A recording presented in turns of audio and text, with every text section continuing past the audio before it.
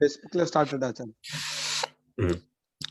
धन्वन्तरि समारंभां जीवकाचार्य मध्यमाम् अस्मदाचार्य पर्यन्तां वन्दे गुरु परंपराम्.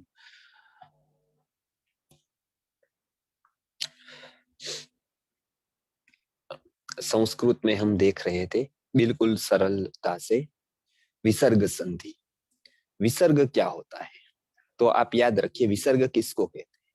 थोड़ा थोड़ा हम रोज रिवीजन करेंगे तो हमको पता चलेगा कि संस्कृत एकदम सीखना आसान है और उसके उच्चारण में एक महत्वपूर्ण विज्ञान है जो आज कंप्यूटर साइंस में भी बहुत ही उपयोगी सिद्ध हुआ है. सॉफ्टवेयर में भी बहुत ही अच्छा उसका ध्वनि का विज्ञान में सम्मिलित किया गया है. उसके ऊपर कुछ तथ्य हमने ब्लॉग्स पर अभी लिखने वाले हैं जो हमारे वेबसाइट पर आ जाएंगे ब्लॉग्स. तो उसमें हमने ये संस्कृत भाषा की क्या वैज्ञानिक महत्ता है उसके बारे में कुछ लिखा है. जल्दी लगभग अगले हफ्ते तक वो हो जाएगा. जो लेखन है वो पूरा किया है तो भी वो आ जाएगा. तो खास करके विसर्ग, विसर्ग अर्थात जो राम के पीछे या आप किसी भी शब्द के पीछे देखेंगे दो शून्य जैसे होते हैं, डॉट, एक ऊपर होता है एक नीचे होता है. वो दुनिया की कोई भी भाषा में नहीं है, मात्र संस्कृत भाषा में. इतना ही नहीं, भारत संस्कृत से आई हुई दूसरी भाषाओं में भी वो देखने को नहीं मिलता है, जैसे मराठी, गुजराती, हिंदी और अन्य भारतीय भाषा, कन्नड़, तमिल, ऐसी भाषाओं में भी वो देखने को नहीं मिलता है. वो केवल ना केवल संस्कृत में ही वो है. इसके लिए वो विसर्ग लोगों को इतना समझ नहीं आता है विसर्ग कहने पर. तो विसर्ग अर्थात ओ डॉट डॉट. अब ओ हमेशा इस तरफ ही आता है, कोई भी अक्षर के बाद, वो भी स्वर के बाद ही आएगा. मानो कि आधा म हो और उसके बाद विसर्ग, ऐसा नहीं देखने को मिलेगा. म पूरा होगा मतलब म प्लस अ, उसके बाद विसर्ग होगा, अर्थात स्वर के बाद ही विसर्ग होगा. कभी व्यंजन के बाद विसर्ग नहीं होगा. अर्थात आधा अक्षर जिसको हम व्यंजन कहते हैं, क ख ग, ऐसे उसको एक लाइन दिखाकर कहना होता है कि ये केवल क है.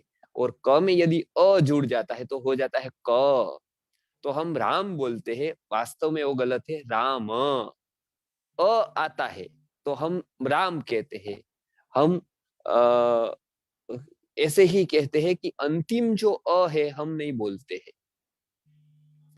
तो ये हमको ध्यान में रखना है खास.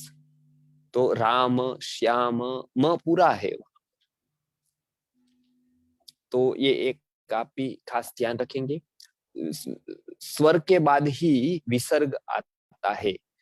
विसर्ग आया कि उसके पहले हमेशा स्वर होगा, या अ होगा या आ होगा या ई होगी या ई होगी दीर्घ ई, या ऊ होगा या ऊ होगा. ऐसा आपको ध्यान में रखना है. हमेशा वो स्वर के बाद ही आता है. क्या आता है? विसर्ग. अब वो के विसर्ग के साथ और संधि होती है, और स्वरों की और शब्दों की और अक्षरों की. तो वो हम अभी देखने वाले हैं, लेकिन पहले विसर्ग समझ लेते हैं. अब विसर्ग का उच्चारण कैसे करें? लोग बोलते हैं कि इसका उच्चारण कैसे करें. सिंपल टेक्निक, ह की लाइन के जैसा उच्चारण. विसर्ग का उच्चारण करते वक्त हमको इस तरफ देखना है. उससे पहले विसर्ग जिसके बाद आया है, अर्थात तो किसके बाद में है, तो उससे उसका उच्चारण करना है. वो किसके बाद में है आपको पता चल गया होगा. जैसे जीरो की कोई ऐसे वैल्यू नहीं, लेकिन जीरो किसके बाद में है वो बहुत महत्वपूर्ण रखता है. 5 के बाद में है तो 50 हो जाएगा, 10 के बाद में है तो 100 हो जाएगा, 20 के बाद में है तो 200 हो जाएगा. जीरो किसके बाद में, किससे पहले है, वो मायने नहीं रखता है.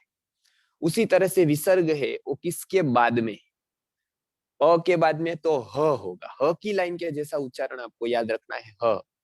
यदि आ के बाद होगा तो हा होगा.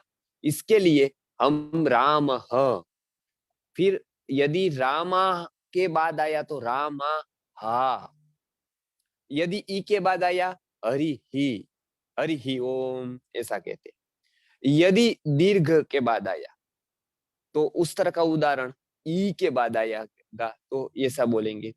उ के बाद आया तो भानु हूं, विष्णु हूं, गुरु हूं, इस तरह से हम बोलेंगे। तो ओ उ के बाद आया विष्णु हूं, भानु हूं, गुरु हूं, इस तरह से।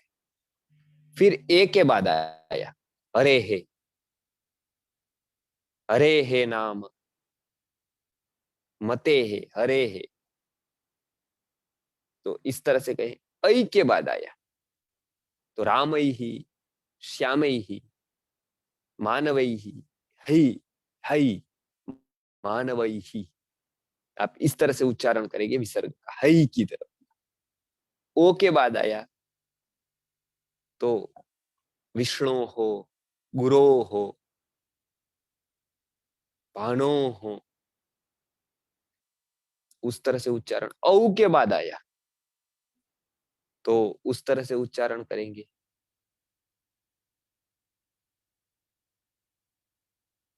औ हो, इस तरह से। औ के बाद आया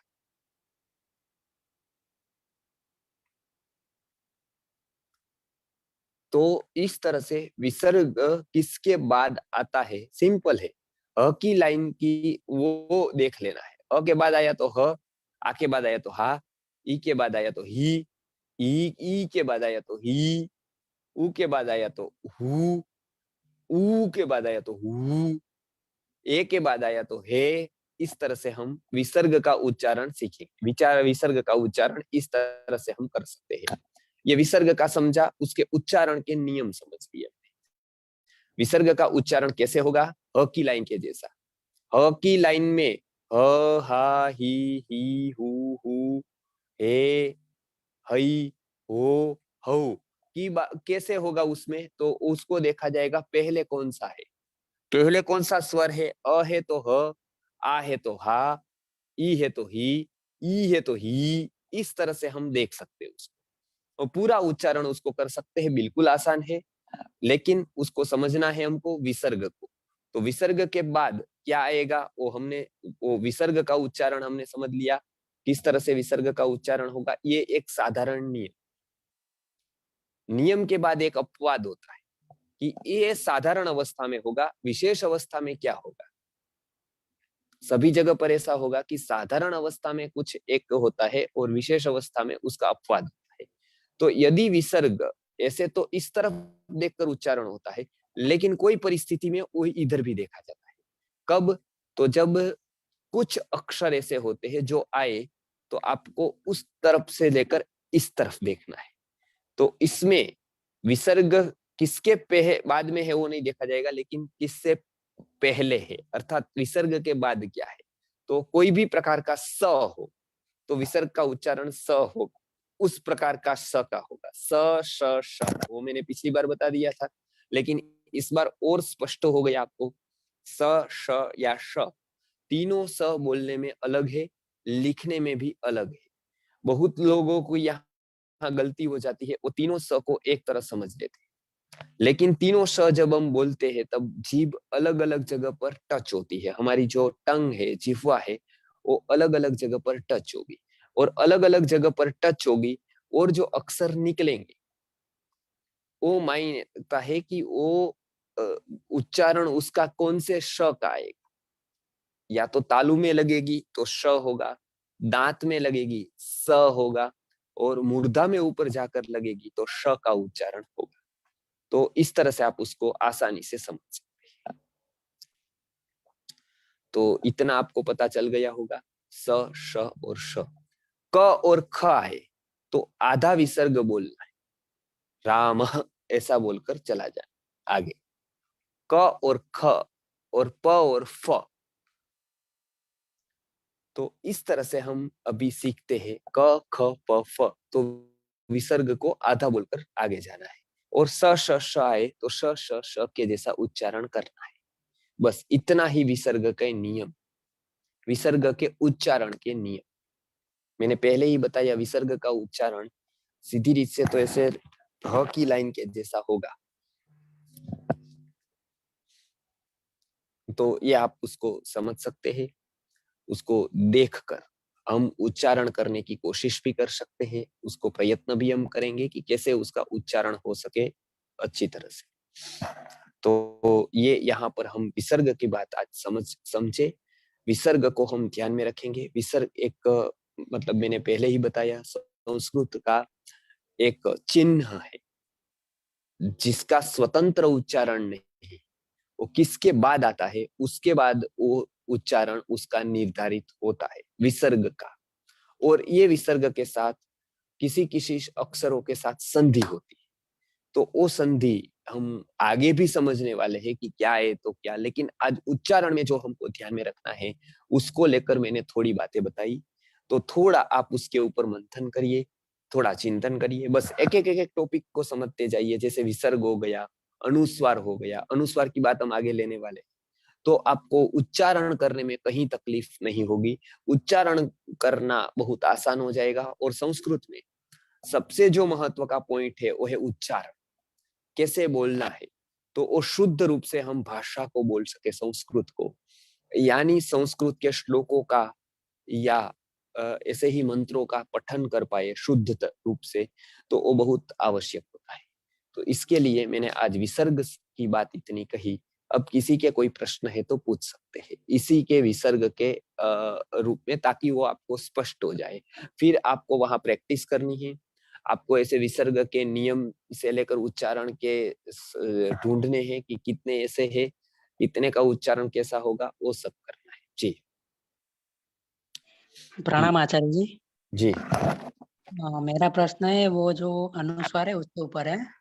हाँ। तो जैसे दो पद अलग अलग है, नैनम छीन दंती, तो इसमें जो ऊपर बिंदी है तो इसका उच्चारण म होगा या य होगा? साधारणता से अनुस्वार का उच्चारण बाद के अक्षर को देखकर होता है। वो किसके ऊपर है वो महत्व का नहीं है, वो कहाँ उसके बाद क्या है वो महत्व का है।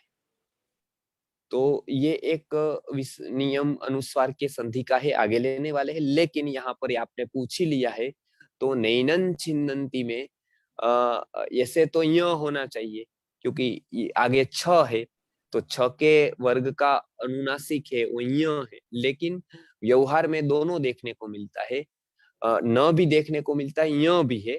यहाँ पर एक संस्कृत में अपवाद है, इसके लिए न होगा। तो इसको ऐसे बोला जाएगा, नैनम छिन्दन्ति शस्त्राणि नैनं दहति पावकः। नैनम में आपने बोला ये दो तरीके से है। नैनन छिन्दन्ति में छ को आगे रखकर न हा हो जाएगा। नैनन दहति में तो न ही होगा, क्योंकि द है आगे। जी, तो य की जगह पर यहाँ पर न का उच्चारण सरल सरल रहेगा। जी जी। आगे।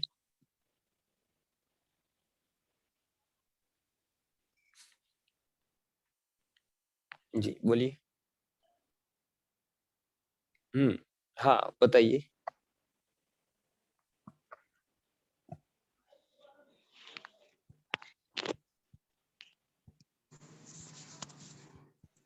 यस सर जी। मणि कुमार जी। जी हाँ बोलिए बोलिए। जी आचार्य जी, इसका कुछ पीडीएफ मिलेगा क्या? पीडीएफ करने की अभी प्रयत्न कर रहे हैं। लगभग लगभग अगले हफ्ते तक हम पीडीएफ पूरी कर देंगे विसर्ग संधि की, तो आपको जी आसानी से वो रहेगा। तब तक आप इसे सुनकर प्रैक्टिस कर सकते हैं। पीडीएफ हम भेज देंगे। जी जी, धन्यवाद। जी आगे। जीके जी।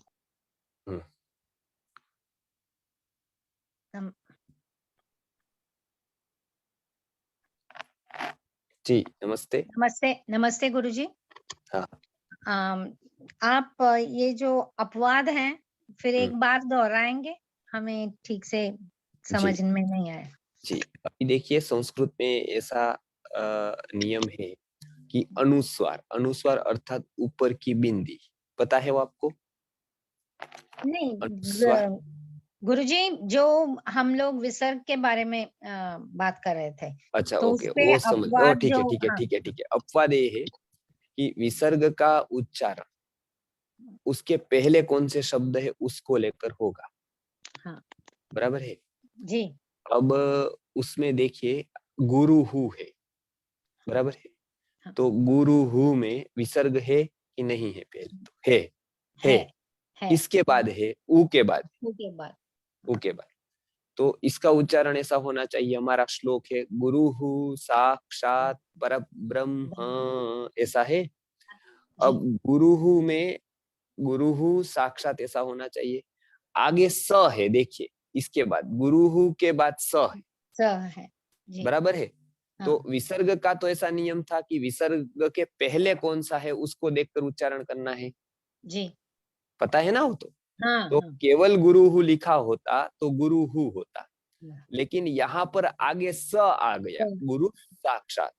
हाँ, तो यहाँ पर यदि किसी भी प्रकार का स आए तो हाँ, विसर्ग का उच्चारण स करना है, वही वाला स करना है, जो वाला स उसके बाद में। बाद समझ में गए है, आप? जी, हाँ। तो इसको उच्चारण कैसे हम करेंगे? गुरु गुरु साक्षात पर ब्रह्म, वहां गुरु साक्षात नहीं हुआ, गुरु साक्षात हुआ। साक्षात, समझ गए आप? जी, जी, दूसरा उदाहरण देख सकते हैं आप, जैसे हम भोजन मंत्र में कहते हैं शांति ही शांति ही शांति ही, समझ गए? जी, अब इसमें शांति ही कहा अकेला तो ठीक है, लेकिन जब हमने एक साथ बोला तो क्या हुआ? शांति ही, उसके बाद श आ गया विसर्ग के बाद। तो हाँ, विसर्ग के बाद कौन सा श आया? तो तालव्य श आया, बराबर। हाँ, तो उसको ऐसे कहेंगे शांति शांति शांति जी, ही, समझ गए ना आप? हाँ, हाँ, जी, क्योंकि जी, विसर्ग के पहले यदि यदि केवल शांति ही और श नहीं होता और कुछ होता तो हम शांति ही बोलते, समझ गए ना? जी, जी, जी, हम्म? जी, लेकिन जी, विसर्ग के बाद श आ गया तो शांति शांति शांति ही। तीसरा उदाहरण नमः, बराबर है। हाँ, नमः, बराबर है। तो यदि नमः के बाद और कोई होता, नमः, बराबर है। भ्रातपतये नमः, बराबर है। तो इस तरह से हम नमः का कहते हैं बहुत सारा उच्चारण। अब नमः के बाद यदि शिवाय आ गया जी, तो नमः शिवाय। जी, क्या कहेंगे हम लोग? नमः शिवाय, शिवाय, हाँ, नमः शिवाय, क्योंकि नमः के बाद जो विसर्ग हुआ उसका श हो गया, हो नमः गया, शिवाय। हम्म। जी, हाँ, तो विसर्ग का ऐसे तो नियम ऐसा है कि वो इस तरफ वाले को देखकर उसका उच्चारण करना है, लेकिन श आ जाता है किसी भी प्रकार का तो उसको श को देखकर उसी श का उच्चारण करना है जो विसर्ग के बाद आया है। ऐसे आप 5-7 उदाहरण और भी ढूंढ सकते हैं। जी नागराज जी अनम्यूट कीजिए, हाँ बोलिए। हाँ गुरुजी प्रणाम। हाँ ये अनुस्वार के बारे में, अनुस्वार के बाद अगर व्यंजन होगा तो शब्द में शुरू शब्द व्यंजन होगा तो बिंदी लगाना पड़ेगा, और स्वर होगा तो लिखना पड़ेगा। वो लिखने में है ऐसा, लिखने में। हाँ, लिखने में। मान लीजिए अनुस्वर के बाद कोई शब्द नहीं है तो वही म एक शब्द तो म होगा। मार रखना पड़ेगा। धन्यवाद गुरुजी, धन्यवाद गुरुजी।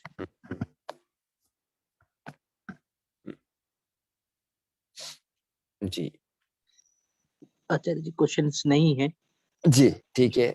तो हम पूर्ण लोग करें, बुधवार को, कुछ है बुधवार को गुरुकुल के विषय पर सत्र है। यस आचार्य जी। तो ये गुजरात आने का कुछ लिमिट है क्या आचार्य जी? गुजरात फरवरी 11, 12, 13 के लिए कितने, मैक्सिमम लिमिट कितना है, लोग पूछ रहे थे। मैक्सिमम लिमिट तो लगभग 50 का है, 50 होने पर हम एडमिशन बंद कर। ओहो, सिर्फ 50? 50 होने पर, मतलब यदि हो गए 50 तो 50 के बाद लगभग हम बंद कर देंगे, मैक्सिमम 60 तक जाएंगे। क्योंकि यहाँ पर हम जो स्थल रख रहे हैं वो उसी हिसाब से रख रहे हैं, जो हम अलग से भाड़े से उसकी 3 दिन की व्यवस्था वगैरह करेंगे तो वो उसी प्रकार से हम करने वाले हैं ताकि लोगों को आसानी रहे, वो अच्छी तरह से इसमें सम्मिलित हो सके, क्योंकि गुरुकुल में तो जगह नहीं है, बच्चे हैं तो, और यहाँ पर तो नहीं है, तो और जगह पर है। इसके लिए हमको 50 से 60 की लिमिट है। उसके बाद एडमिशन हम बंद कर देंगे तुरंत, उसमें वेबसाइट से, या आपको भी बता देंगे, सबको बता देंगे। तो कम से कम किसी को अनुकूलता है तो रेल की टिकट करा ले। उस समय कुछ यहाँ तकलीफ मुझे नहीं लगता है कि कुछ इतनी होगी, लेकिन होती है तो कैंसिल कर देंगे। जैसे हमारा भी प्रोग्राम था चेन्नई का, तो वो सुविधा है बहुत, उसमें हो जाती है कैंसिल टिकट। तो वो आप ऑप्शन रखकर एक करा सकते हैं। बहुत यदि लॉकडाउन हुआ, ऐसा कुछ हुआ तो हो सकता है, तो वो ट्रेन वगैरह की टिकट का कैंसिल हो सकता है। हाँ यस आचार्य जी।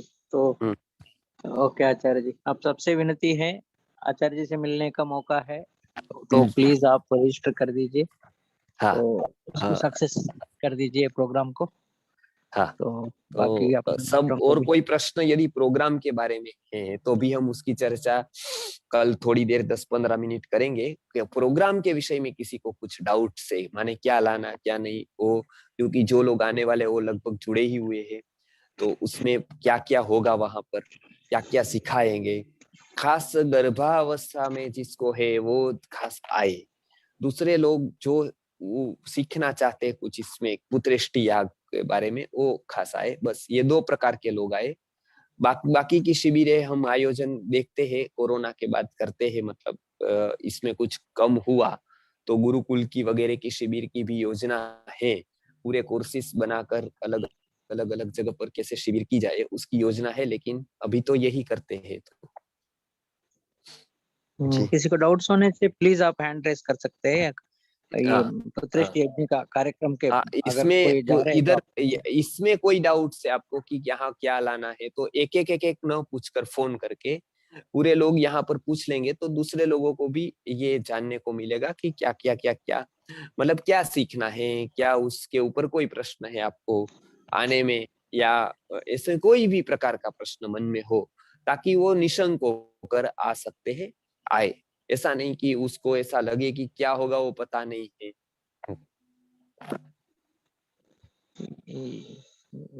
वही आचार्य जी, लोगों को मन में, सबका मन में शंका है, कैसे आगे क्या होगा, कल क्या होगा पता नहीं। तो इसलिए लोग को थोड़ा इस टाइम में प्रोग्राम्स करना कठिन हो रहा है। इसलिए समझा? कोई नहीं, वो सबका मन में है, कल है, कल क्या होगा, कल कौन सा ऑर्डर निकलेगा, ये ऐसे शंका है मन में। तो इसलिए जो है लोगों नहीं, जो है उसमें अभी देखिए ये तो बात सही है, सब क्योंकि साइलेंट वो है। मुझे भी पता है, लेकिन और कोई उपाय ही नहीं है, क्योंकि वो तो हर बार हमने इतनी राह देखी तो भी यही हुआ, तो वो तो कोई है नहीं, और जाने वाले तो भी जाते ही है ना।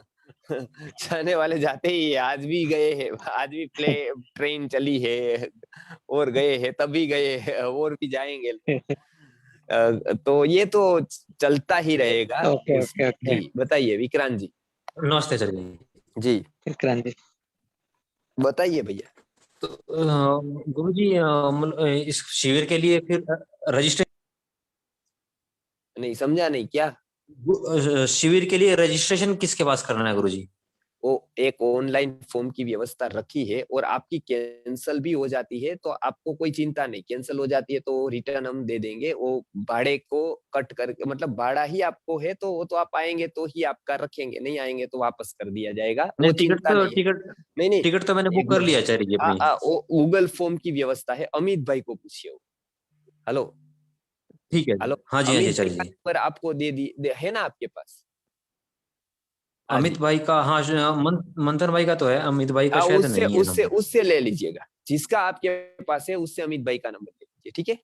और अमित भाई से बात कर ठीक है सर। लीजिए। वो पूरा कार्यक्रम वो आयोजन कर रहे हैं, स्थल के रखने के साथ में यहाँ तक की व्यवस्था पूरी, मतलब कैसे आना है, कैसे जाना है। कोई भी शंका हो तो रात को उसको वो ही नंबर पर पूछ सकते हैं, तो उसके लिए मुझे पूछने की जरूरत नहीं है। मुझे कुछ बातें तो ज्ञात भी नहीं होगी कि कौन से स्थान पर कौन सा कमरा है, समझ गए ना आप? तो ठीक है वो सर वही जी, संभाल रहे हैं, तो आप उन्हीं को पूछिए। जी जी भैया। हाँ, अकेले पुरुष अपवाद में आ ठीक सकते है सर। हैं। हमारा निवेदन है कि दोनों आए तो दोनों को कुछ बातें समझने को मिलेगी। और ये अवसर ऐसा है कि दोनों को समझने की बहुत आवश्यकता है दिव्य आत्मा अवतरण के लिए, ताकि हमारी पीढ़ी का बालक पूरा जीवन स्वस्थ रह पाए। उसका निर्माण पूरे गर्भ में होता है, और वो गर्भ में हमारी एक भूल हमारी पूरी जीवन को बर्बाद कर देती है।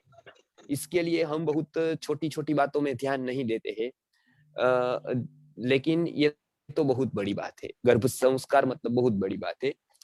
तो इसके लिए हमारा निवेदन है कि ये थोड़ी टिप्स आप लेकर जाएंगे जो बहुत आसान होती है, और उसको आप अपनाएंगे तो स्वस्थ तो आएगा बच्चा, लेकिन आगे जाकर वो भारत का निर्माण कर सके, ऐसा मतलब कुछ ना कुछ उनका योगदान दे सके, सात्विक वृत्ति का आए, दिव्य चेतना इस धरातल पर आने को अभी भी तैयार है। तो उसको हम आमंत्रित करके संयम पूर्ण जीवन जीकर सद्वृत्त का पालन करके हम एक मिशन को आगे बढ़ाने के लिए कार्य कर रहे हैं। हमारा बिजनेस किसी भी प्रकार का कभी भी नहीं है। तो ये पूरी जो व्यवस्था पुत्रेष्टि याग की है वो एक आराधना है, एक साधना है हमारी। तो ये मतलब इसमें कोई चिंता नहीं है। दूसरी बात, आपको कोई ऐसा भी डर नहीं है कि हाँ, ये तो मैं ऐसे स्पष्टता करता हूँ गुरुकुल की परिवार की तरफ से, गुरुजी ने मुझे यहाँ पर जो बताया है सब कुछ साधने के नियम, तो उसमें भी आपको ये चिंता नहीं है।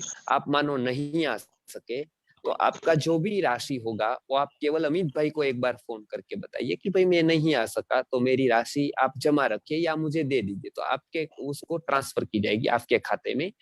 आपको आएंगे तो ही हमको, होटल वाले को या जो भी हमने व्यवस्था रखी है धर्मशाला, तो ही उसको चुकाना है। तो आप नहीं आएंगे तो आपकी राशि आपको वापस मिल जाएगी, उसमें कोई तकलीफ नहीं है। उसका कोई कभी भी हम किसी का भी पैसा ऐसे कभी भी रखते नहीं है। तो वो यह व्यवस्था है। बस इतना निवेदन है कि आप आएंगे तो ये प्रोग्राम को अच्छी तरह से हम एक साधना का रूप दे पाएंगे, और अनेक जगह पर ऐसे कार्यक्रम करके दिव्य की चेतना का जो जागरण करना है वो करके बच्चों को जो जो तकलीफें हो रही है उसके लिए हम अच्छे से अच्छे एक्सपर्ट्स को यहाँ पर बुलाते हैं। आयुर्वेद के डॉक्टर्स आप देख सकते हैं कि बहुत सारे जुड़े हैं, एमडी से लेकर एमएस से लेकर, जो भारत भर में जो ये काम नहीं हुआ है, जो बौद्धिक लोगों का संकलन नहीं हुआ है, वो संस्कृति आर्य गुरुकुलम से गुरुजी की कृपा से आज हो रहा है। आज बहुत बड़े डॉक्टर लोग इस कार्य के में जुड़े हैं। तो जो प्रॉब्लम, जो तकलीफें होती है गर्भ से लेकर प्रसूतावस्था तक, उसको हमने बहुत नजदीक से जाना है। ऐसा नहीं है कि केवल हम संस्कार की बात करते हैं, शरीर को पता नहीं है, शरीर की एक एक एक, एक बात को पता है।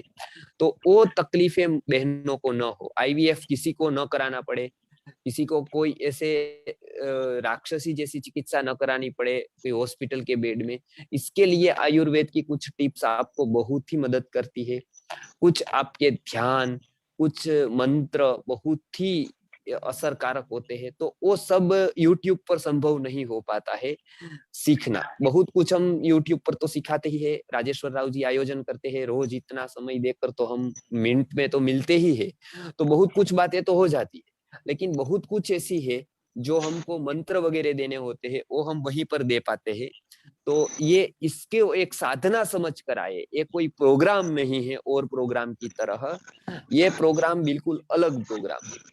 तो ये साधना की जो भी अपेक्षा रहेगी वो आपसे उस वर्तन की, वो नियम की अपेक्षा रहेगी। तो आप उसकी तैयारी के साथ ही आइए। यहाँ मौज मजा करने के लिए नहीं आएंगे, लेकिन यहाँ पर जो जो भी सुविधा उपलब्ध होगी उसमें रहना, उसमें ही वो समय से भोजन करके समय सर पूरे यज्ञ की प्रक्रिया में शामिल होना, कम से कम मोबाइल का उपयोग करना उन दिनों रात को भी, या बिल्कुल नहीं करना, टेक्नोलॉजी के साधनों का कम से कम उपयोग करना, ज्यादा से ज्यादा साधना में जो जो सत्र होते हैं महत्व के उसमें हाजिर होना।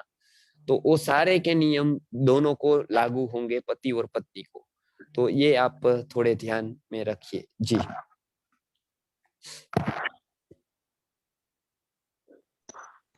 बीना जी। प्रणाम गुरु जी। हाँ। जी मैं तो ऐसे खाली सीखने के लिए आना चाह रही हूँ, नहीं क्या? एक मिनट, क्या मतलब लोगों को कुछ हेल्प कर पाऊँ इसी के लिए आना चाह रही हूँ, और अकेले ही आऊंगी मैं। और मतलब मेरे को लोगों को गाइड करना है, इसलिए मैं आ रही हूँ केवल आपसे सीखने के लिए एक वहाँ। मिनट, ऐसे सुना ही नहीं दे रहा, क्या कह रहे हैं आप? वो थोड़ा जोर से। नहीं, उसका कनेक्शन में कोई तकलीफ। कनेक्शन प्रॉब्लम है। हाँ, थोड़ा स्पीकर थोड़ा नजदीक, मोबाइल थोड़ा नजदीक से बात कीजिए। हाँ, एक मिनट, मैं थोड़ा सा स्पीकर पे हूँ, मैं इसीलिए लग रहा है। हो गई है। गुरुजी मैं बोल रही हूँ कि प्रणाम।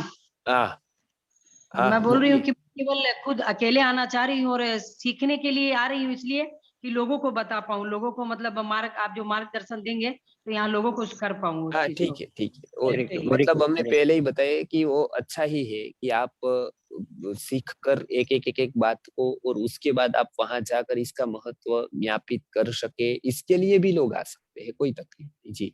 और तो मैं अकेले ही गुड। आऊंगी तो गुरुजी मेरा व्यवस्था मतलब वहां पर ऐसा हो जाएगा ना, लेडीज का। हाँ, वो सबका ऐसा है ही, कोई साथ में किसी को भी पर्सनल कमरा नहीं मिलेगा प्राय करके, दोनों का अलग अलग अलग अलग कुछ कुछ होगा, बहन का अलग होगा, वो तो हो जाएगा। अमित भाई को आप पूछ लीजिएगा, ठीक है? हाँ, उनका नंबर ठीक है, वो उनका मुझे नहीं नंबर नहीं, अभी राजेश्वर राव जी ने मैं दे ग्रुप में डालता हूँ। मैं हाँ ऑलरेडी ठीक दिए, है। तो, और लोग कर ऑलरेडी सके। वो हिंदी मैसेज में एक नंबर है। हाँ, है वो और वो मैसेज बहुत हिंदी सुविधा है मैसेज में वो आजकल। नंबर है। हाँ, गुरुजी है और नहीं है तो देश दे देंगे आप। नहीं, अभी पैसा मैं वगैरह जो ग्रुप में। भरना है वो सब कैसे करना है अभी? अमित भाई को पूछ लीजिएगा, अमित भाई। ठीक है, ठीक मेन है, ठीक है, प्रणाम ठीक, गुरुजी, धन्यवाद। ओके जी। हाँ, भगत जी। भगत जी। जी। गुरुजी नमस्कार। हाँ, मेरा प्रश्न ये था कि जो शिविर का आयोजन हो रहा है तो उसमें मैं अपनी पत्नी के साथ आना चाहता हूँ, लेकिन ओके। जैसे एक बार आया था शिविर में तो उसमें 8 साल से कम उम्र के बच्चे को नहीं ला सकते। अब मेरा एक बेटा है छोटा 4 साल का, तो क्या ला सकते हैं उसको? देखिए, जनरल अवस्था में तो हम हर एक शिविर में मना करते हैं, लेकिन ये शिविर विशेष है माता पिता के लिए, और उसके हर एक जो प्लान करता है उसको एक बच्चा होता है प्रायः। तो ये और कोई ऐसा मतलब ऐसी कोई अभी सुविधा नहीं है कि और वो लोग कहीं जा सके, उसको ध्यान में रखते हुए ही हमने इस बार थोड़ा इसमें ये किया है कि पहला प्रेफरेंस तो ये है कि दादा दादी यदि है, नाना नानी है तो उसके पास रख कर आए, यदि ऐसा नहीं है तो आप लेकर आए। लेकिन इतना ही आपको ध्यान रखना है कि सत्र में यदि वो अच्छी तरह से नहीं बैठता है शांति से, तो उसको ले जाने की जिम्मेदारी माता को या पिता को, दो में से एक को रहेगी, जो बाहर उसको ले जाएंगे, मतलब उसको घुमाने के लिए या ऐसा, ताकि दूसरे लोगों को डिस्टर्बेंस न हो। समझ गए ना आप हाँ कि जी गुरुजी, हाँ जी। तो उतना हमने अपवाद में रखा है कि वो लोग लेकर आ सकते हैं इस बार, क्योंकि यदि मैं जानता हूं, हम लोग जानते हैं सबकी परिस्थिति कि बच्चे एक घर में होता है तो अकेला इस काल में इस मतलब इसी प्रकार की परिस्थिति में नहीं रख कर आ सकते हैं, लेकिन हम दूसरे एंगल से भी उसको देखते हैं, संरक्षणात्मक दृष्टि से भी। तो यदि कोई सुविधा हो तो रख कर आए, नहीं है तो लेकर आए, कोई तकलीफ नहीं। फिर आप उसको थोड़ा, आपको ध्यान उसमें देना पड़ेगा, बस इतना ही फर्क होगा। लेकिन वो आपको सुविधा रहने वगैरह की तो है ही, तो उसमें कोई तकलीफ नहीं जी। केवल रात को वो रोता हो, यदि ऐसा कुछ हो तो भी आपको कुछ मतलब हम अलग से कुछ व्यवस्था करके देंगे, ठीक है ना? ठीक है गुरुजी, धन्यवाद। गुरुजी प्रणाम। हाँ, मैं जयदेव बोल रहा हूँ गुरुजी। वो सीखने के लिए मैं जाना चाहता हूँ उधर। तो मेरा एक ये था, मेरा एक मेरा एक सीखने के लिए जाना चाहता हूँ। मैं खुद अकेला, मतलब मेरा धर्मपत्नी नहीं जा रहा है। तो ये समझ पूछना था, मेरा एक 6.5 साल का लड़की है, उसका कन्या छेदन करना है, उसके लेके जा सकता हूँ क्या? अब लेकर आ सकते हैं आप, कर्ण वेदन करना है ना उसका।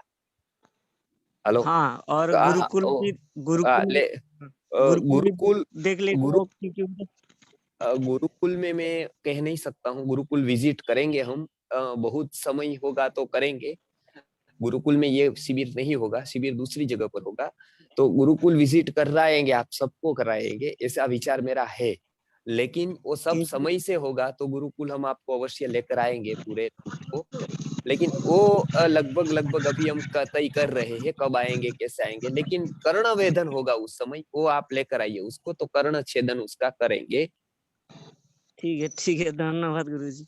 जी और जी। उसका गुरुकुल पे भी पढ़ाना है, इसलिए थोड़ा कोई बात इसका नहीं, वो हम आप वो उस समय पर हम देख लेंगे कि आप उसको बताइएगा। तो कोई यदि सबकी व्यवस्था नहीं हो सकी तो आपकी थोड़ी देर के लिए करके फिर आप देख कर आ सकते हैं वहां पर, क्योंकि ठीक ये है। कल दूर होगा, गुरुकुल से नजदीक नहीं है, तो थोड़ा दूर है, 10-15 किलोमीटर। जी प्रणाम आचार्य जी। जी। क्या ऐसे शिविर का आयोजन हर साल किया जाता है वसंत में? आज तक और शिविरें चल रही थी, तो अभी 2-3 साल से तो नहीं हुआ था, लेकिन अब हर साल वसंत में हम करने वाले हैं इसका आयोजन। 2 बार करने वाले हैं। एक बार तो लगभग बारिश के टाइम पर भी होगा, और एक समय इसमें भी होगा सावन आसपास, और ये एक वसंत में। तो अभी वसंत में होगा हर बार। जी धन्यवाद। ओके। ऐसा आचार्य जी, तो लोग आ रहे तो अपना वॉलंटियर्स जो है, अपना रेगुलर पार्टिसिपेंट जो है, लोग आ रहे तो खुशी की बात है।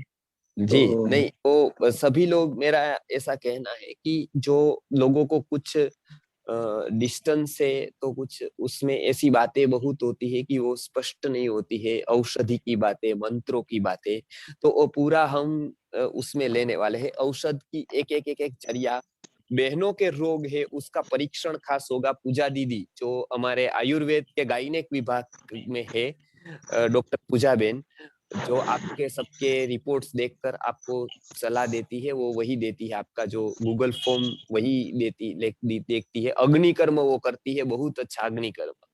कदाचित लगभग ऐसे वैद्यों में आज कम बचे हैं जो क्रिटिकल अग्निकर्म कर सके, मतलब योनि मार्ग से अग्निशलाका को ले जाकर उसके बाद वहां पर जो गांठ है उसके ऊपर अग्निकर्म करके सालों के पहले का प्रदर उसने मिटा दिया है। तो अग्निकर्म में तो मेरे से भी अच्छा अग्निकर्म वो करती है। तो अग्निकर्म में उसकी बहुत ही मास्टरी है, अच्छी है, उसका बहुत ही अभ्यास है अग्निकर्म। और स्त्री रोग में, बहनों के रोगों में तो हम मिलकर गुरुकुल के माध्यम से बहुत कुछ करते हैं। तो स्त्री रोगों के ऊपर जो भी कॉम्प्लिकेशन से अलग अलग विषयों के, उसके ऊपर खास वो कार्य करते हैं। कर्णवेधन भी बहुत कम लोग करते हैं, वो हम व्यवस्थित रूप से किस तेल का कैसे अग्नि कर्ण में कैसे उसको छेद करना है और कर्ण को वेद करना है, कर्णवेद संस्कार, वो भी हम करते हैं यहाँ पर सुवर्ण की सलाका से, चांदी की सलाका से। तो वो भी आप एक बार देखने को आपको मिलेगा, किस तरह से आप घर पर उसको सीख कर सकते हैं। तो ये एक बहुत ही अच्छा विज्ञान है। तो वो आपको देखने को मिलेगा। नाड़ी परीक्षण होगा, सुबह में यज्ञ होगा, और उसके बाद सबकी चिकित्सा, और चिकित्सा के साथ साथ आपको घर पे ही पंचकर्म बाद में जाकर कैसे करना है। पंचकर्म सेंटर आपसे मानो दूर है, तो आप घर पे उसको कैसे कर सकते हो, क्या क्या घर पे संभव है, जैसे विरेचन है तो कैसे संभव है उसके लिए। तो वो सारी बातें हम मैक्सिमम आपको कहेंगे, ताकि वो आप वहां पर घर पे जाकर फिर आपको दुविधा न हो कि क्या करे क्या न करे। जी रीना जी। हाँ, नमस्कार गुरुजी। मेरा वैसे तो यही था कि कुछ जो महिलाओं की समस्या है उसके ऊपर कुछ सीखना था, मुझे समझना था। और दूसरा ये कि हम पंचगव्य वाले लोग जो कुछ बहुत दिन से इंतजार कर रहे हैं कि आपसे आके कुछ सीखें, और जो जामनगर वाले गुरुजी हैं, आप बता रहे हैं उन्होंने कुछ जो नई चीजें की हैं, तो उसका शिविर कब होगा? मुझे जल्दी से जल्दी वो ज्वाइन करना है, कुछ बताइए, उसकी देखिए, व्यवस्था करिए। नहीं, ये हम अभी ऐसा विचार कर रहे हैं। हाँ जी। वैद्य समूहो निसंशयिकराणाम चरकसूत्र है। हाँ जो जी। अच्छे और सही वैद्य यदि एक साथ मिले हाँ तो जी। बहुत कुछ वो कर सकते हैं। इसके लिए चिकित्सकों को, हमारा एक मिशन ये है कि आचार्य को निर्माण करना है, और दूसरा विचार ये है कि सही चिकित्सक आपको किसी भी प्रकार की लालच नहीं देते हैं, आपको बहुत ही परखते हैं, उसके बाद नियम कड़े रखते हैं, मतलब ऐसा कुछ नहीं है कि भाई आप 10 दिन में या 5 दिन में चिकित्सक बन जाओगे। चिकित्सक की यात्रा बहुत लंबी और बहुत कठिन है, तो वो तैयारी आपको अपने आप में करनी होगी। मतलब लूप होल्स करके किसी को मतलब अंधेरे में रखकर कुछ भी नहीं करना है। हाँ जी। तो इस तरह की जो मेहनत है, उतनी मेहनत करने की तैयारी जो चिकित्सकों की है प्रामाणिक रूप से, बराबर है। तो ऐसे चिकित्सकों को हम बुलाते हैं और पहले तो सबको बुलाएंगे और सबको ये पूरा मिशन बताएंगे कि एक वस्तुओं का ग्रंथों में जो दिया है उसका क्या महत्व है, और उस तरह से आप चिकित्सा करेंगे तो कभी भी आपकी चिकित्सा निष्फल नहीं होगी।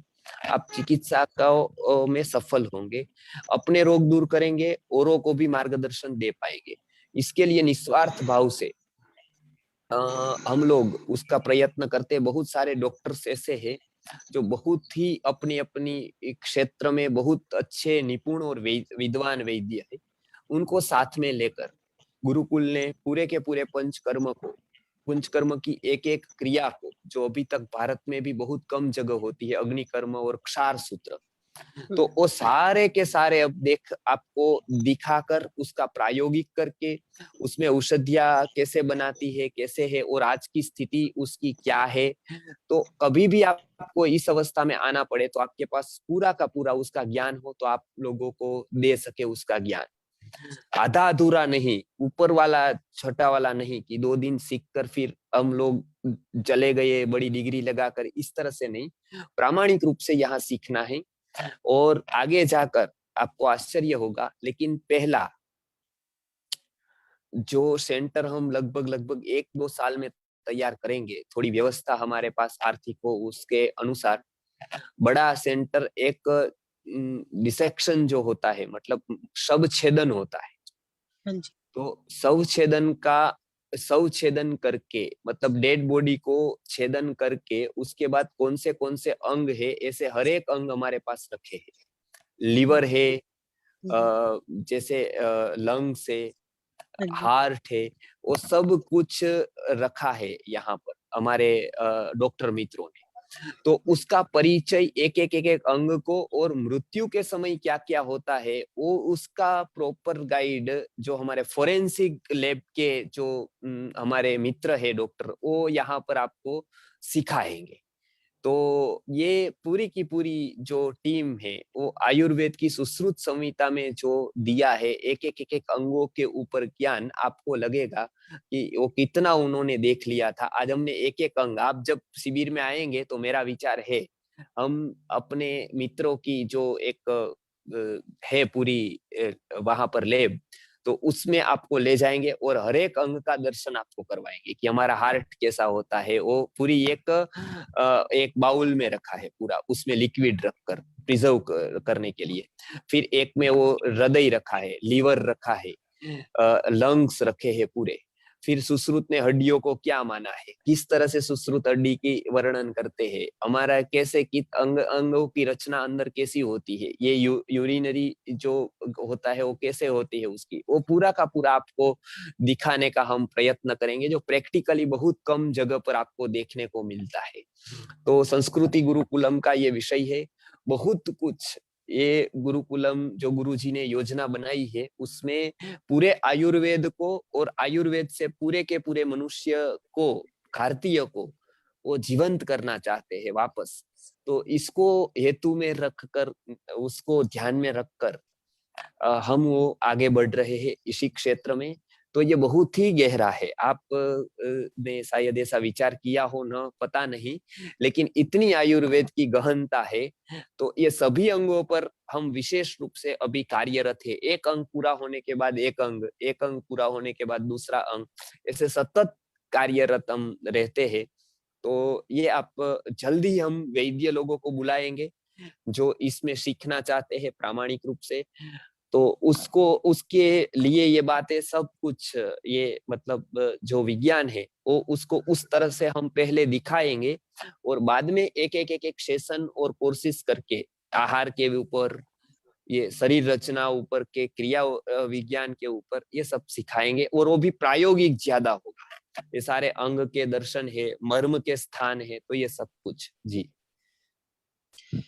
आचार्य जी, अभी अभी आपने जिस प्रशिक्षण की बात की वो क्या सिर्फ वैद्यों के लिए ही होगा या ऐसे लोगों के लिए भी होगा जिनका वैसे कोई चिकित्सकीय बैकग्राउंड नहीं है? जैसे मेरे जैसे लोग जो इस कार्यक्रम से जुड़ते हैं, मेरा चिकित्सा का बैकग्राउंड नहीं है, लेकिन क्योंकि बहुत रुचि है इसमें और बहुत विश्वास है, इसलिए मैं जुड़ती हूँ और बहुत कुछ सीखने को मिलता है। तो क्या ऐसे लोग भी आ सकते हैं ऐसे शिविर में? हाँ, ऐसे शिविर में अब वो चिकित्सकों के लिए भी बहुत कुछ नया होता है। वो भी बहुत कुछ वो देखते हैं कि यहाँ प्रैक्टिकल बहुत कुछ नया है, तो चिकित्सकों को ही सब कोई सिखाएगा, तो सामान्य लोगों का क्या होगा? कॉलेज तो गए नहीं और उनको अवसर नहीं मिला इस व्यवस्था में, तो उन लोगों के लिए भी होता है, लेकिन बस वो गंभीरता होनी चाहिए जो एक चिकित्सक में होगी। यहाँ आलतू फालतू बातें, मोबाइल से गेम, वो सब वहां पर उस समय वो थोड़ा स्ट्रिक्ट होगा। मोबाइल सबके यहाँ पर ले लिए जाएंगे 3 दिन तक, ताकि वो पूरा का पूरा आप उसका ध्यान दे सके। तो वो सारी शर्तें यदि कोई पालन करना चाहता है तो वो आ सकता है, क्योंकि उसमें ज्यादा से ज्यादा हम लोग गंभीर से गंभीर बातें करते हैं, तो ध्यान भटकना नहीं चाहिए और हमारी बातों को ऐसे वो गंभीरता से ले। इसके लिए हमने थोड़े ऐसे नियम बनाए हैं कि वो आप भी आ सकते हैं, कोई भी व्यक्ति आ सकता है, लेकिन बस वो सीखने के हेतु से ही आए, फिर उस समय दूसरा कोई काम न करे 3-4 दिन तक। और ये पूरा का पूरा अंग का, उसके बाद जो ऋषि मुनियों ने क्या क्या इसके ऊपर कहा है और हमारे आहार विहार का उस पर क्या परिणाम होता है, तो ये सारी चीजें हम वहां पर सिखाने वाले हैं। जी जी, धन्यवाद। जी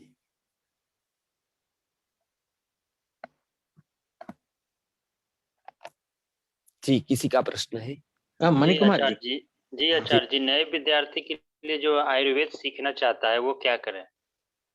नया विद्यार्थी जो आयुर्वेद सीखना चाहता है वो तो एक बात ये करे कि हमारे पूरे वीडियोस पहले YouTube पर सुने। राजेश्वर राव जी ने मेहनत करके या संपूर्ण स्वदेशी ग्रुप ने जो जो डाले हैं उसको सुने कि वात पित्त कफ क्या होता है, ये सब।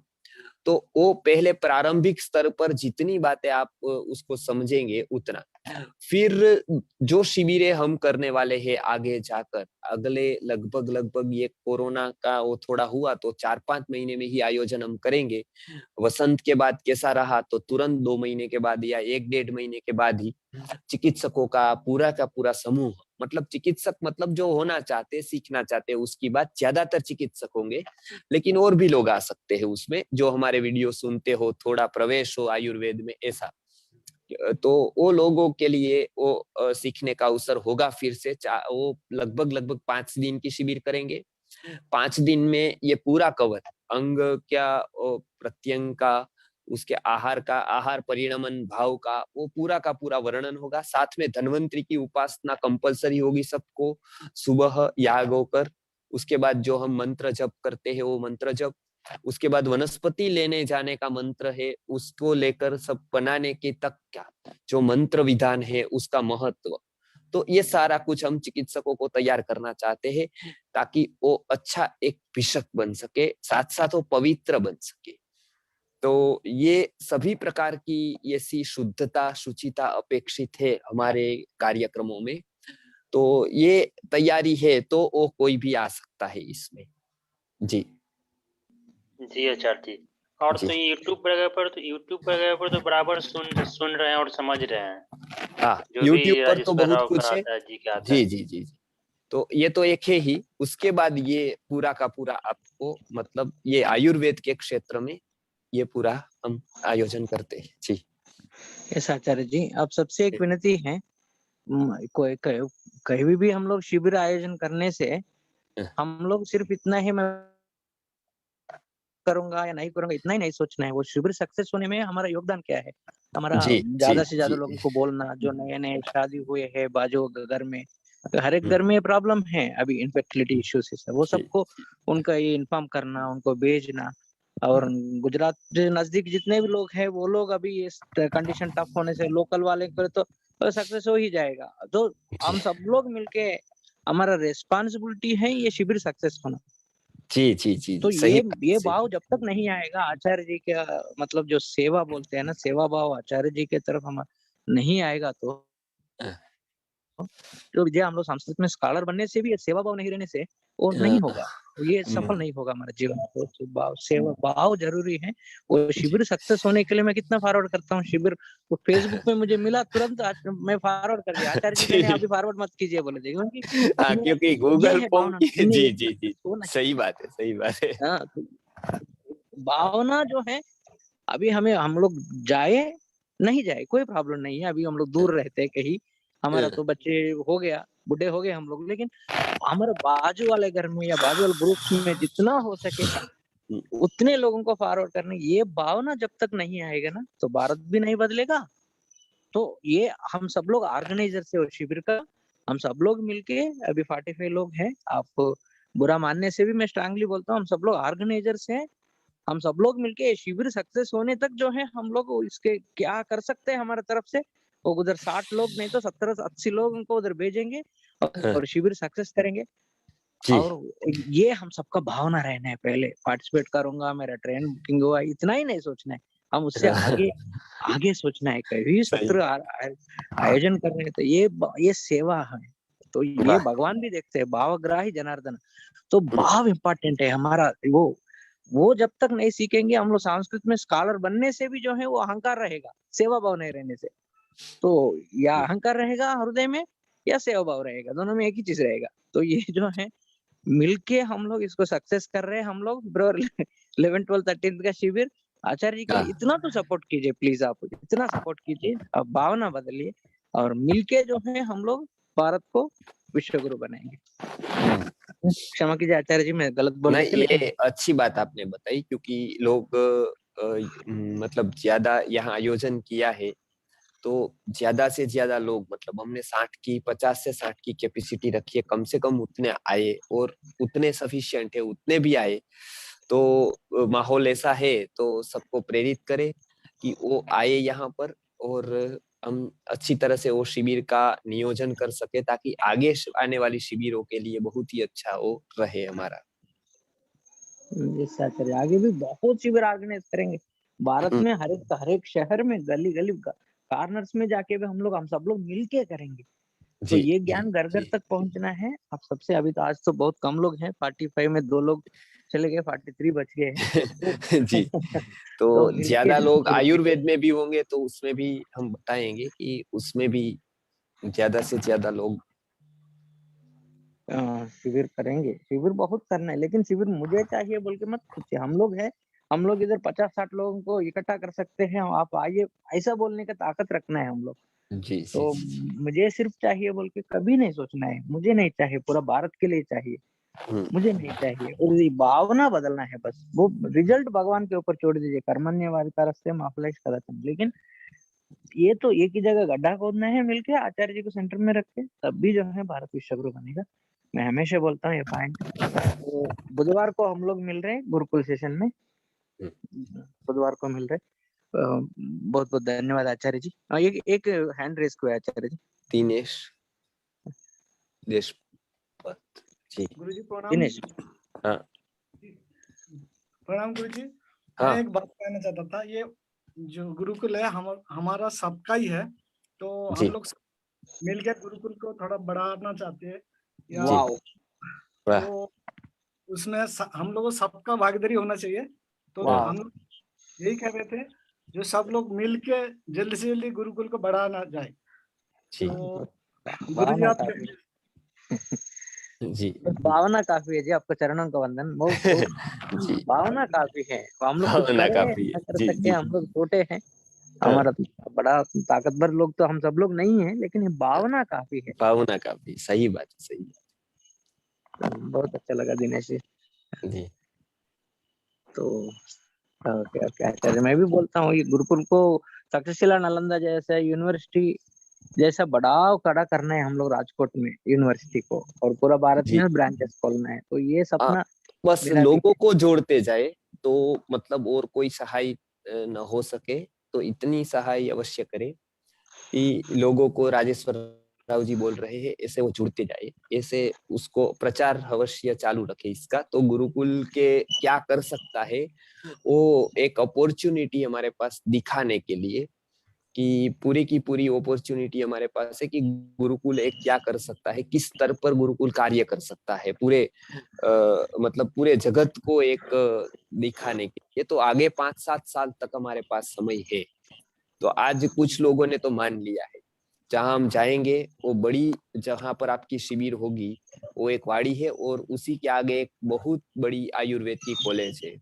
वहां पर पूरा का पूरा हमको वो जो उनके डायरेक्टर है वो यहाँ पर आते हैं और लोगों को भेजते हैं खुद गर्भ संस्कार करवाने। उनके पास आप नहीं मानेंगे 40 एमडी डॉक्टर का स्टाफ है, आयुर्वेद एमडी, एक विभाग के एमडी है उसके पास। काई चिकित्सा के है, पंचकर्म के है, अगध तंत्र के है, शल्य के है, शालक्य के है। 40 एमडी वहां पर कार्य करते हैं। जहां पर हम जाएंगे वहां पर आप देखेंगे पूरे विभाग, पीडियाट्रिक है, स्त्री रोग है। वो खुद डायरेक्टर को गर्भ संस्कार कराना होता है, वो अपॉइंटमेंट लेकर गुरुकुल में आते हैं, वो अपने गर्भ संस्कार गुरुकुल में कराते हैं। उसके पास 40 एमडी डॉक्टर है, 10 से 15 एमएस डॉक्टर है, आयुर्वेद के मैं बता रहा हूँ, एलोपैथ के अलग। तो ये पूरा का पूरा महत्व गुरुकुलम का है। वो कहते हैं कि गुरुकुलम में जो स्पष्टता है चिकित्सा के विषय पर, जो क्लियर है, जो औषधियों का गुरुकुल के पास जो गुरुजी का लिटरेचर है, वो बोले कि वो लगभग हमारे जैसी 15 कॉलेज के पास भी साथ में मिलकर भी नहीं। तो वो गुरुकुल को हमको जो राजेश्वर राव जी बता रहे हैं, वो एक बार एक चांस है कि गुरुकुल को वापस हम पूरा खड़ा कर देंगे, क्योंकि उतनी ताकत लगाएंगे उसको जो आज कम पड़ रही है। आज हमारी भी ताकत बहुत कम पड़ रही है, क्योंकि कितना उसको बढ़ाना है, उस लेवल तक ले जाना है उसको। तो हर एक क्षेत्र में आपको पता है कि हर एक क्षेत्र में आर्थिक सामर्थ्य बहुत ही कुछ इसमें लगता है, मैनेजमेंट में, उसमें। तो ये कोई ऐसी अपील वगैरह नहीं है कि कोई हमको दे ऐसा, लेकिन हमको प्रचार में हम थोड़ा उसको गंभीरता से करें तो गुरुकुल हम बहुत ही अच्छा प्रकल्प अभी रख सकते हैं 4-5 सालों में ही गवर्नमेंट के सामने, क्योंकि अच्छे बौद्धिक लोग ये मान चुके हैं कि गुरुकुल जैसी शिक्षा व्यवस्था कहीं पर भी जगत में नहीं। तो मंत्रों की ताकत, आयुर्वेद की औषधियों की ताकत इतनी है, बस आपको केवल इतना करना है कि उसका पूरी शक्ति लगाकर प्रचार करना है।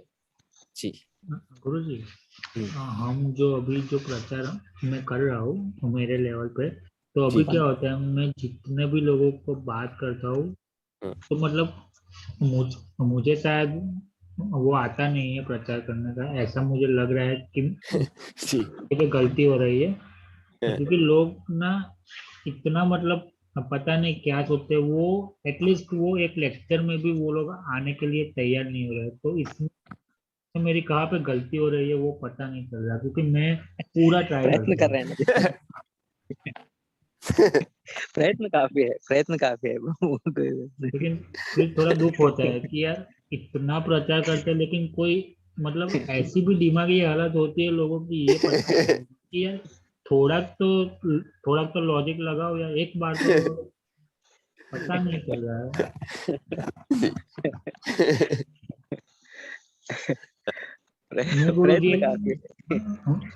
मैं पर्सनली मेरी बात करूँ तो जब से मैं आपके कांटेक्ट में आया हूँ मेरा जीवन बदल गया है, मैं सच बोल रहा हूँ। इतना मुझे बेनिफिट हुआ है, आपके प्रोडक्ट्स तो बढ़िया है, उसमें कोई डाउट नहीं, लेकिन पर्सनली भी वो माइंड लेवल पे भी आप जो मोटिवेशन देते हो, आपकी वजह से जो मतलब मेंटली भी इतना फायदा हुआ है, मैं बता नहीं सकता हूँ। जी करेंगे दीपेन जी, बहुत बहुत धन्यवाद आपका भी, चरणों का वंदन। आप इतना सेवा कर रहे तो बहुत छोटे नहीं, तो सेवा कर रहे हो, बहुत बड़ा आदमी और आचार्य जी, तो हम लोग बुधवार को मिल रहे हैं आचार्य जी। जी बहुत बहुत धन्यवाद।